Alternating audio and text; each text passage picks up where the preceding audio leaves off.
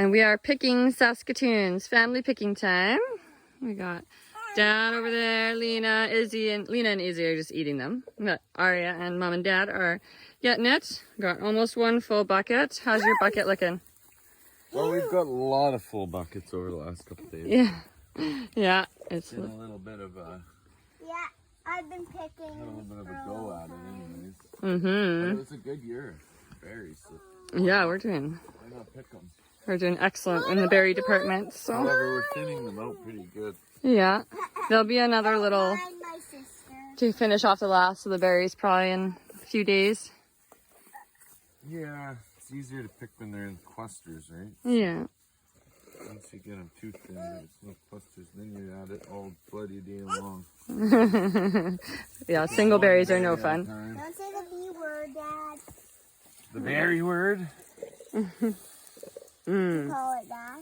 Like that? Oh no, I dropped it. Oh. Lena, that's for you. These things are like grapes, size of grapes. Mm-hmm. And then there's Izzy. She's just eating right out of the bucket. We try to eat the purple 2 face. to every 10. Making our way into the back of the bush here. Yeah, this is the money hole. Oh, that looks like a good spotter. Look at this little top of this thing. Look at that. Wow, that's a lot of berries. It's like a grapevine. That is crazy. Incredible. Look at this. All right, look. Got you a branch. Here. Look at that. That's like a pound of berries on this branch alone. It's beautiful. Oh, you guys? No, you can't take all the berries because we're going to spill them. Yeah, let's not walk around with the berries. Thank you. Take one. Good girl. And you too, Missy. Take a couple. Take a couple. Don't squish them. Eat them nice. And don't waste them. All right? Too yummy to be wasting. Good job, guys.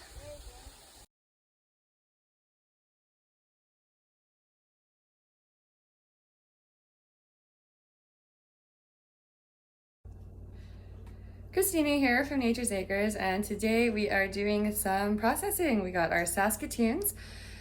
We picked, well, we already have 2 batches for jam here. That's 18 cups, and we still have a giant bowl. So we are gonna start processing today.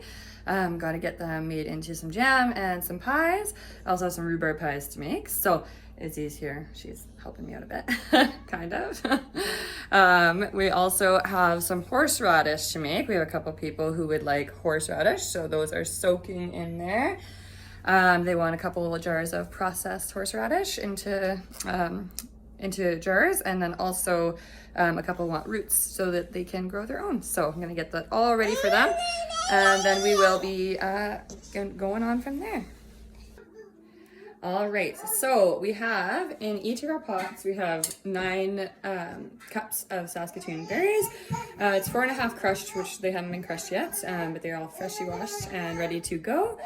Now we also have 4 tablespoons of lemon juice and 1 pack of pectin for each batch. I don't have a giant stock pot yet, so once I have one, I'll be able to do it all in 1 batch instead of 2, but that's all right. Then we have our jars are heating up in our canner so that they'll be hot. I sterilized everything last night in the dishwasher, and now we are just heating them up and getting them ready to go. So we're gonna start heating up our berries and adding in our lemon juice and our a little butter to reduce the foaming, as well as our pectin, and we're gonna let it come into a rolling boil while we crush those berries and get it all ready to go. And then we'll add our sugar in and yeah, get it going, getting ready for our processing. We are. All right, so we are getting there. We're slowly, it's cooking down. I'm trying to mash our berries. It would be a lot easier if I had a potato masher, but I do not. So, but it's looking really good. It smells delicious. I forgot my secret ingredient that I put cinnamon in absolutely all of my jam because cinnamon's the best thing ever and it's good for you. So add it to everything.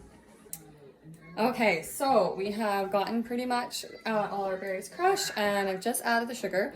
So for us, we don't like a lot of sugar, so I use less than recommended. In the recipe, also, we switch out half of the regular granulated sugar for monk fruit sugar, which is a lot better for you than regular processed white sugar. Still tastes just as sweet, so can't tell the difference except on the price tag. So the reason we only do half and not the full amount is because it's $12 a pound, which is for canning not very cost effective. So as much as we love it, you can only afford to do half or so. But anyway, so we are waiting for these to come to a rolling boil here.